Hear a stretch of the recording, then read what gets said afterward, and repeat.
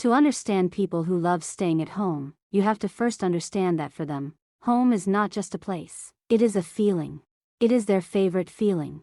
The world outside can be loud, busy, and full of demands. It can feel like you are always performing, always having to talk, always having to listen to noise, always having to be on. For the person who loves home, stepping back inside their door is like taking off a heavy, uncomfortable costume and putting on the softest, most familiar clothes. It is a deep, deep relief. It's not that they are scared of the outside world. It's just that the outside world uses up their energy, while being at home gives them their energy back. Think of it like a phone battery. A party, a busy office, a day of errands. These things drain the battery. But being at home, in their own space, with their own things, is like plugging the phone into the charger. A short charge is not enough. They need a long, long time to feel full again. That's why they love making a day of it, or a whole weekend. It's not about being lazy, it's about recharging properly. Their home is their own little world, a world they have built for themselves. In this world, they have control. They can control the lights, making them soft. They can control the sounds, playing their favorite music or enjoying the beautiful quiet. They can control the smells, maybe by lighting a candle or cooking their favorite food. Everything in their space is there because they like it. This control is very peaceful for them. Outside, you have to deal with traffic, with loud people, with bright lights, with things you didn't choose. At home, everything is a choice, and all the choices are yours. This feels safe and calm. People who love home often have very rich lives inside their own minds. They don't get bored because their imagination and their interests keep them company. They might love getting lost in a big book, where the story feels more real than the room around them. They might love the focus of a hobby, like drawing or building something or taking care of plants. These activities need time.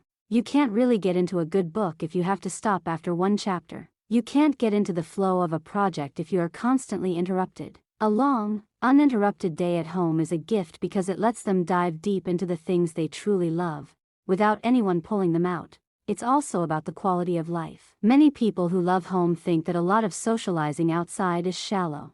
It's small talk about things that don't really matter. They would much rather have one or two very close friends and have one long, meaningful conversation, maybe over a home-cooked meal, than go to a big party and have 20 short, forgettable chats. For them, depth is better than width. They would rather have a deep, quiet pond in their backyard than a wide, noisy, shallow puddle.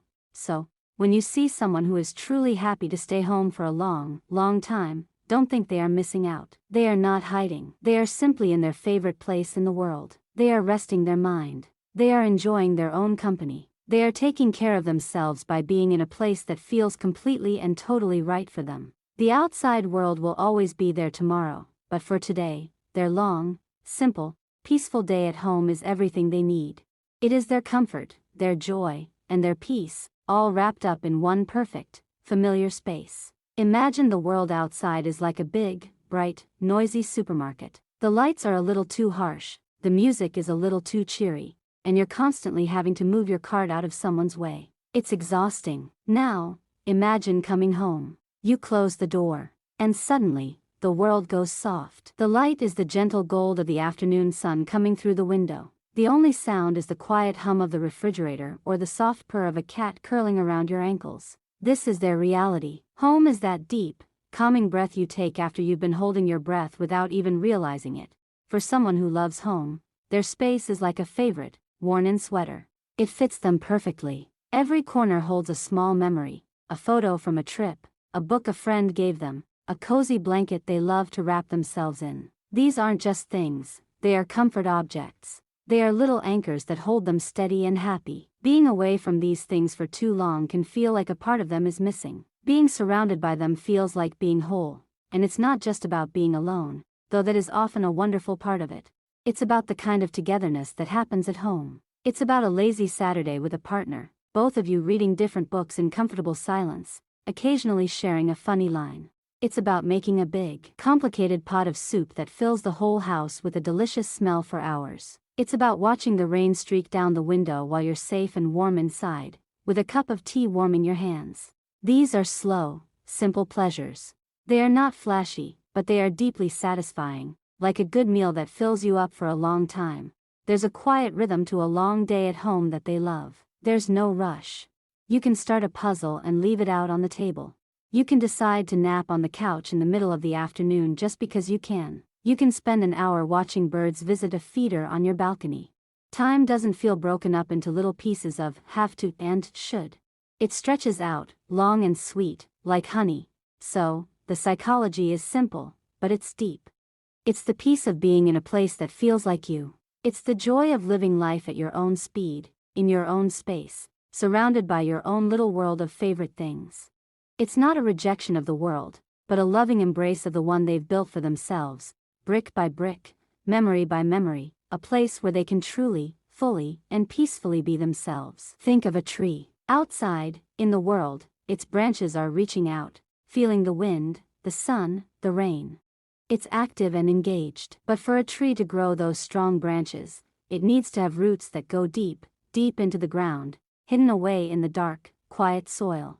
For the person who loves home, their home is their root system. It's where they are grounded.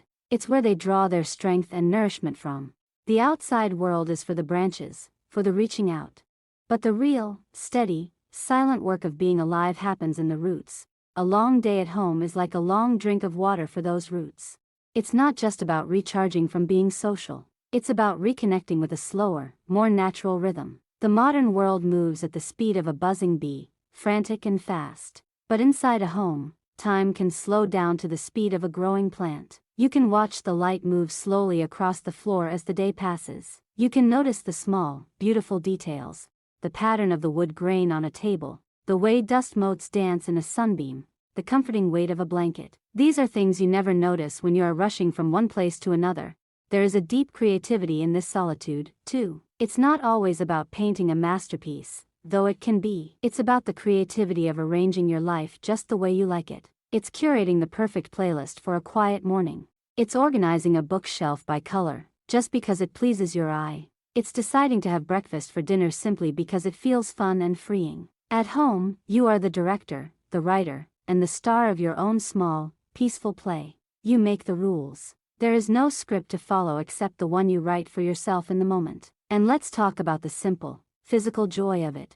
It's the feeling of bare feet on a cool wooden floor. It's the warmth of a mug in your hands. It's the weight of a pet sleeping trustingly on your lap.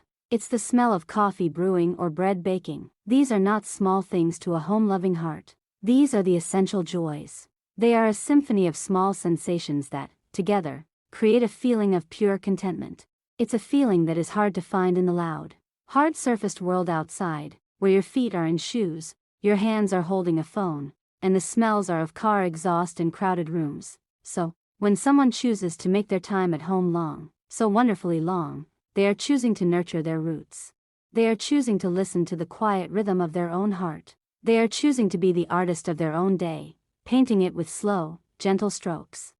They are soaking in the simple, physical comforts that make them feel safe and whole. It is a complete and fulfilling world, a soft place to land in a hard-edged universe. It is, for them, the very best place to be.